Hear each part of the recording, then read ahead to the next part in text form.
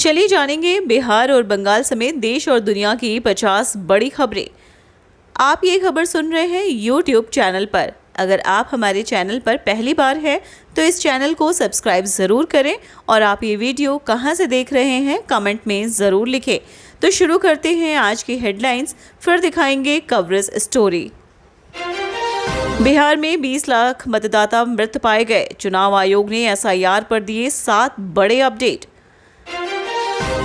हिंदू कोई धर्म नहीं, जो ईसाई नहीं बने उन्हें तब तक मारो जब तक खून न निकल जाए। जहर उगलने वाले पादरी के नाम पर डीएमके सरकार ने कर दी तमिलनाडु की सड़क। भारत को बताता था ईसाई मुल्क। यूपीआई से अब इंडियन यूजर्स विदेशी ई कॉमर्स साइट्स पर भी कर सकेंगे पेमेंट। लॉन्च हुआ PayPal world. Jagdeep Dhankhar resign. उपराष्ट्रपति एनक्लेव खाली करेंगे जगदीप धनखड़। सामान पैक करना शुरू। लुटियंस दिल्ली में टाइप 8 बंगले में रहेंगे। टपोरी से लफुआ, बाप से बच्चा तक बिहार चुनाव की सरगर्मी के बीच चल रहे शब्द बाढ़। कोलकाता में वाम दलों का विरोध प्रदर्शन। भाजपा शासित राज्यों में बंगालियों के उत्पीड़न के खिलाफ आवाज बुलंद। 134वें इंडियन ऑयल डूरंड कप का कोलकाता में भव्य शुभारंभ।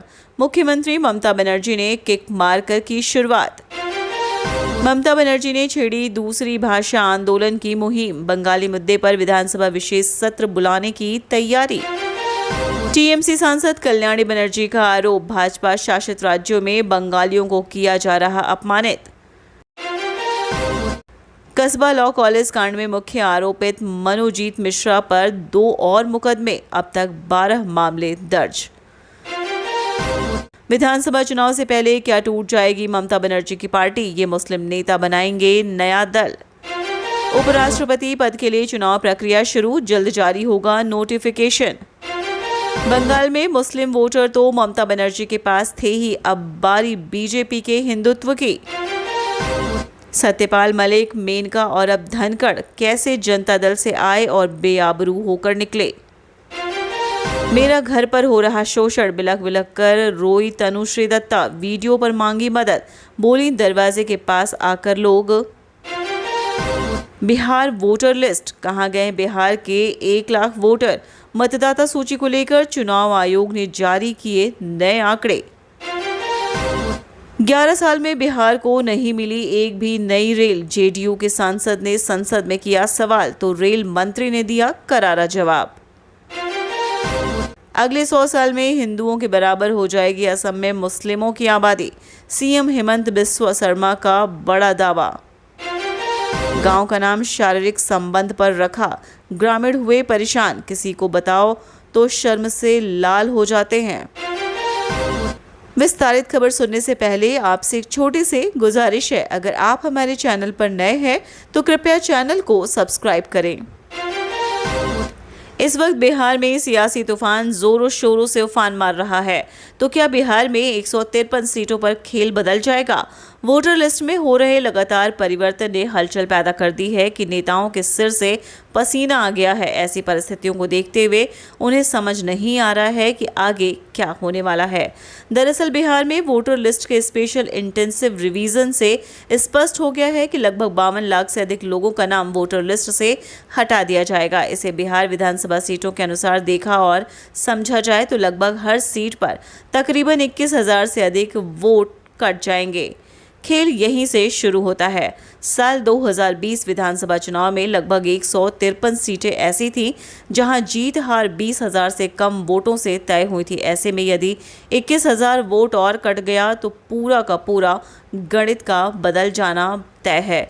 इससे जाति धर्म का गुणा भाग कर विधायक बनने की उम्मीद में बैठे कई नेताओं की किस्मत पर एक झटके में पानी फिर सकता है। आइए आपको बताते हैं कैसे। साल 2020 के आंकड़ों से आप क्या समझते हैं?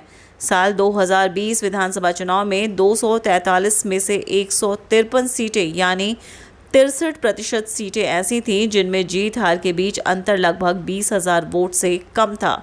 80 सीटें ऐसी थीं जिनमें ये अंतर 10,000 से 20,000 के बीच ही था और 41 सीटें ऐसी थीं जिनमें अंतर 5,000 से 10,000 वोट के बीच बना हुआ था। इसके साथ ही करीब 32 सीटें ऐसी भी थीं जिनमें यह अंतर 5,000 से भी कम था। 11 सीटें तो ऐसी भी थीं जहां परिणाम 500 से 1,000 वोटों तक के अंतर से तय हुआ। इनमें से एनडीए ने 6 सीटें अपने नाम की थीं तो बाकी महागठबंधन को मिली थीं। यानी बहुत मामूली अंतर से ये जीत हार तय हुई थी। तृणमूल कांग्रेस की 21 जुलाई की वार्षिक शहीद दिवस रैली में मुख्यमंत्री ममता बनर्जी की चुप्पी को लेकर बंगाल कांग्रेस नेताओं में हलचल है। इस बार ममता ने अपने भाषण में ना तो कांग्रेस पर हमला बोला और ना ही उसे भाजपा व माकपा के साथ एक ही पंक्ति में रखा, जैसे वह 2024 के लोकसभा चुनाव तक करती रही थीं। कांग्रेस नेताओं ने इसे प्रारंभिक दोस्ताना संकेत माना है, लेकिन साथ ही वे इस पर पूरी तरह भरोसा नहीं कर रहे हैं। हालांकि ममता बनर्जी ने भाजपा और माकपा पर तीखा हमला बोला और बंगालियों पर भाजपा शासित राज्य में हो रहे कथित उत्पीड़न के खिलाफ आंदोलन की घोषणा भी की। लेकिन कांग्रेस नेताओं ने इस आह्वान को लेकर भी सतर्क रुख अपनाया है। उनका कहना है कि ममता सरकार को पहले यह स्पष्ट करना चाहिए कि बंगाल से प्रतिभा पलायन और श्रमिकों के बाहर जाने की समस्या को रोकने के लिए वह क्या ठोस कदम उठा रही हैं। प्रदेश कांग्रेस के वरिष्ठ नेता अशोक भट्टाचार्य ने कहा कि मुख्यमंत्री की चुप्पी से कांग्रेस को कोई फर्क नहीं पड़ता। उन्हें पहले यह स्पष्ट करना चाहिए कि राज्य और राष्ट्रीय स्तर पर कांग्रेस के प्रति उनका रुख क्या है। यह भी बताना चाहिए कि गोवा और त्रिपुरा जैसे राज्यों में तृणमूल कांग्रेस ने भाजपा की जीत सुनिश्चित करने के लिए कैसे विपक्षी मतों को विभाजित किया। पूर्व प्रदेश कांग्रेस अध्यक्ष और 5 बार के लोकसभा सांसद अधीर रंजन चौधरी ने भी ममता की चुप्पी को निरर्थक बताया। उन्होंने कहा कि अतीत में कई बार ममता बनर्जी ने साबित किया है कि तृणमूल कांग्रेस और भाजपा एक दूसरे के लिए ही बने हैं। कांग्रेस प्रवक्ता सौम्य आइच रॉय ने ममता बनर्जी की मंशा पर सवाल उठाते हुए कहा कि हमने भाजपा शासित राज्यों में बंगालियों के उत्पीड़न की खुलकर निंदा की है और विरोध भी जताया, लेकिन मुख्यमंत्री से सवाल है कि उनकी सरकार इस पलायन को रोकने के लिए कौन कौन से सकारात्मक कदम उठा रही है। रॉय ने यह भी कहा कि ममता बनर्जी भाषण में भाषा आंदोलन का हवाला देकर बंगाली भावना को भुनाने की कोशिश कर रही है, लेकिन इसका हल लोगों को रोजगार देना है ताकि वे अन्य राज्यों में पलायन ना करें। कुल मिलाकर कांग्रेस नेताओं ने ममता बनर्जी की रैली में कांग्रेस को लेकर आई चुप्पी को रणनीतिक बताया है, लेकिन भरोसे से पहले उनके अगले कदम का इंतजार करने का संकेत भी दिया है। 2026 के विधानसभा चुनावों की दिशा तय करने में यह चुप्पी निर्णायक साबित हो सकती है।